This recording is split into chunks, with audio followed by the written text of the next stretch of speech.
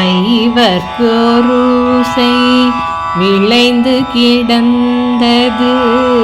ஐவரும் அச்சையை காத்து வருவார்கள். ஐவர்க்கு நாயகன் ஓலை வருதலால் ஐவரும் அச்செய்யதன் காவல் விட்டாரே. 5 நபர்களுக்கு ஒரு நிலம் கிடைத்தது. அதில் நன்றாக விவசாயம் செய்து விளைச்சல் விளைந்து கிடந்தது. 5 நபர்களும் அந்த நிலத்தையும் அதன் விளைச்சலையும் கெட்டுப்போகாமல் நன்றாக காத்து பராமரித்து வந்தனர். ஒரு நாள் அந்த 5 நபர்களின் தலைவன் அவர்களை உடனே தன் இடத்திற்கு வந்து சேரும்படி ஓலை அனுப்பினான். அந்த ஓலை வந்த உடனே ஐவரும் உடனே தாங்கள் இதுவரை காத்து பராமரித்து வைத்திருந்த நிலத்தை விட்டுவிட்டு தங்களின் தலைவனை நாடி சென்று விட்டனர்.